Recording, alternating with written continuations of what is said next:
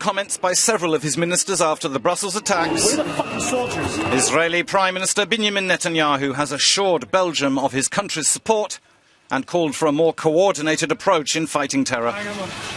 Intelligence and Transport Minister Yisrael Katz suggested Belgium lacked the stomach for the fight. In Paris or Brussels or San Bernardino or Tel Aviv or Jerusalem, terror must be condemned equally, and it must be fought equally. Israel stands ready to cooperate with all the nations in this great struggle. These terrorists seek our destruction. They will fail. But if we work together, they will fail a lot sooner. Katz and several colleagues suggested Belgium was more interested in enjoying life, eating chocolate and posing as democratic liberals than recognising they were at war with Islamic terrorism.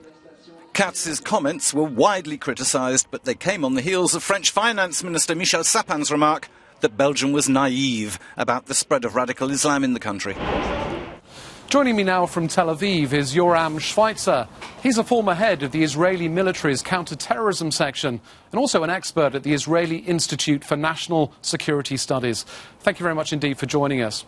Now, as an Israeli citizen and a counter-terrorism expert, what were the first thoughts that came to your and your colleagues' mind when you saw those Brussels attacks unfolding? That, unfortunately, what was expected happened. I don't think it was strategically a surprise because we anticipated, we thought, we saw that the Islamic State has been preparing an international terror squads. What's your assessment of the effectiveness of the Belgian and European intelligence agencies in fighting these terrorist cells? I'm sure that the capabilities are there. I think that the European security services, the intelligence corps in Europe, have proven that they can fight a challenge, a security challenge, while they basically defunct most of the Al-Qaeda and Al-Qaeda affiliated attempts during the last decade. Now, the perceived intelligence failures around the Brussels attacks are to many more than worrying. What do you think went wrong? Do you think these attacks could have been prevented? I think there was probably some malfunctions and some failures that cost dearly, and it should be checked. That's part of the drill of fighting terrorism. Not everything is going to be successful, not all the operations would be intercepted. Now, a latest security assessment says that ISIL sent at least 400 attackers to Europe, working in cells, and also scores of European fighters have returned to their countries. Realistically, do you think the intelligence agencies can monitor all suspects?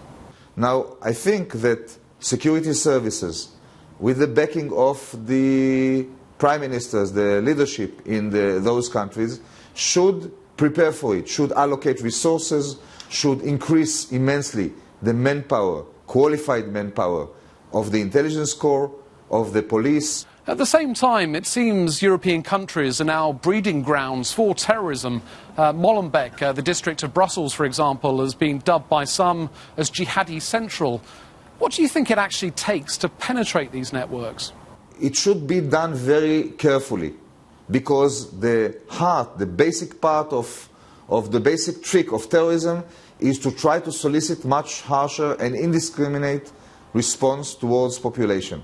I think that police forces should get into problematic neighborhoods and take care of those who are prone or involved in terrorism, but let the others live and basically even be assisted by the neighborhood. At some airports elsewhere, passengers are stopped before they even get into the terminal. Their baggage is screened and their documents are checked. Do you think that's something we should be doing here in Europe? The trick is to try to let the people move as freely as they can, not to interrupt and not to disrupt the freedom of movement, but then to be prepared for suspected people who are intending to carry out terrorist attacks. But we must not capitulate and totally turn upside down our way of life in Europe and other places as well. So in light of the Brussels attacks and also the attacks that we saw in Paris last year, do you think this is all a wake-up call for Europe? It should have been a wake-up call a long time ago. I hope now that it sunk in the minds of those who are responsible for allocating the resources. Yoram Schweitzer in Tel Aviv, thank you for speaking to us.